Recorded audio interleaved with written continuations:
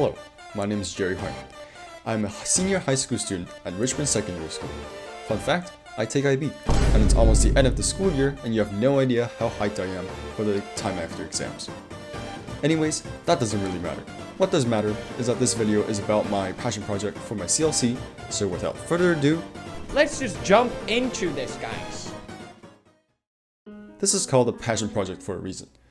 It is to, of course, express my deepest passion that I currently have. Let's start from the beginning. From a young age, I had proficiency in my STEM courses because obviously I'm Chinese. My parents enrolled me in a lot of courses outside of school in China. As I grew older and as technology developed rapidly around me, I wanted to be one of those people who invented it, or at least contribute something to such fascinating projects. My parents advised me that I focus my career relevant to my strong STEM skills, such as architecture, all sorts of engineering, or something related to computers like software or hardware, or even, when I was younger, for a small period, maybe just become an astronaut. I do agree that I should utilize my strengths. After all, why not? In the real world, engineers make some good money. I think. At least, good ones do. Anyways, this year, I participated in the Physics Olympics hosted by UBC, and I contributed a lot in making the vacuum pump that, Please. Yo. Hey. Yo. Please. oh, Let's go! yeah. Our cheering was from the fact that it was working. Now compare that with another school's vacuum pump. 2, 1, go.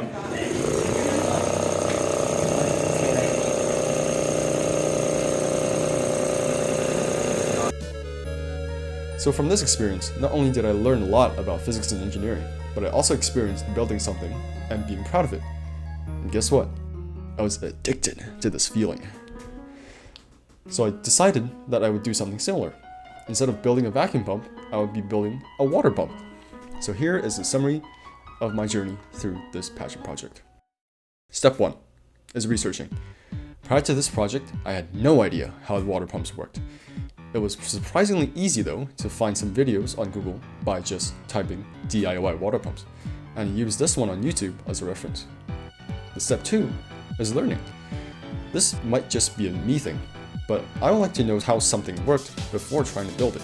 Not only so that I can troubleshoot something easier because I know the reasons why it's not working, but also that, just personally, I wouldn't have a satisfied feeling after building something that I don't understand. The principles of this design of the electrical water pump can be very easily understood. In simple words, the fan in the middle blows air out of the bottom tube, which decreases the pressure inside and leading to the outside pressure pushing the water down and through the bottom tube. Once the water reaches the fan pushes the water out of the tube on the top and thus pumping water. Step 3 is gathering materials. As you have seen in the video that I referenced, there are a lot of materials that are needed. Some of these I just got off of Amazon, and the others I made myself. Like these 3D printed parts I made on Tinkercad that I got 3D printed thanks to Miss Chung.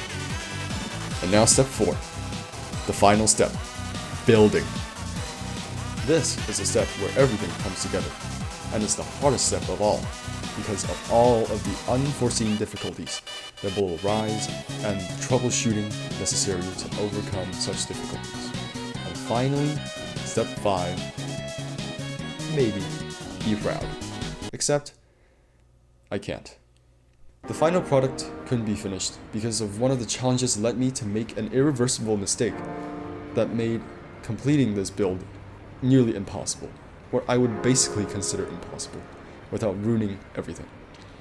I will also go through some of the flaws in my machinery that I didn't consider when I first designed it.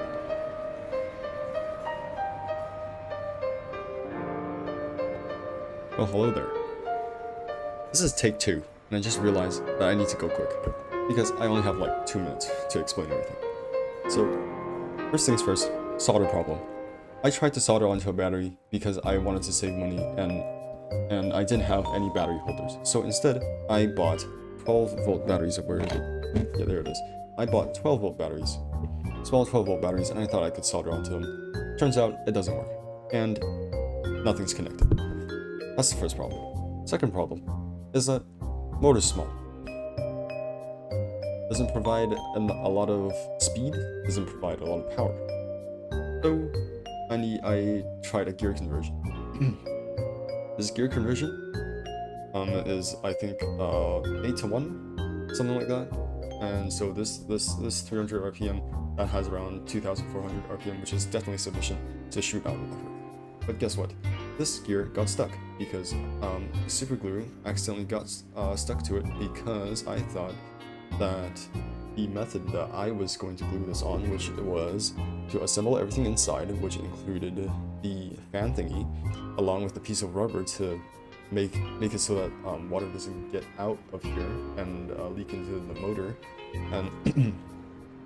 and solder everything on. And because this is basically like a 90 degree thing, so I have to put this quote-unquote cap onto it. I'll glue this on, and then glue everything down to this wall so that this shaft with the little gear, this black rod right here, so that it would be perpendicular and wouldn't have any angular issues, and that this would function pretty well.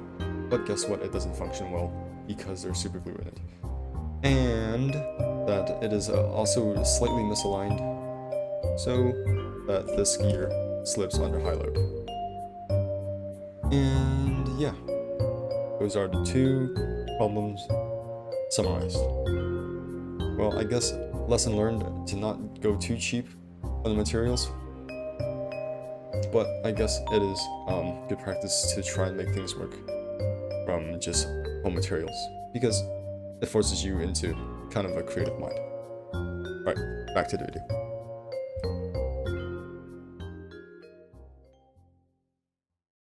I would definitely have hoped that my pump worked since I spent so much effort building it. However, I think I should accept this failure as a process. After all, an important aspect in engineering is trial and error and troubleshooting, right? Through this experience, I really think it gives me an insight into the engineering world and what happens if a person do not consider even one of the slightest things. If you are unlucky enough, that one thing will mess up the entire build and you have to restart. I plan to go into engineering in the future, so as I said before, this gives me a good insight and a type of practice. Maybe in the future, when looking back on this video, I will realize how I could have easily avoided these mistakes. Well, that sums it up for everything in my passion project. Thanks for watching.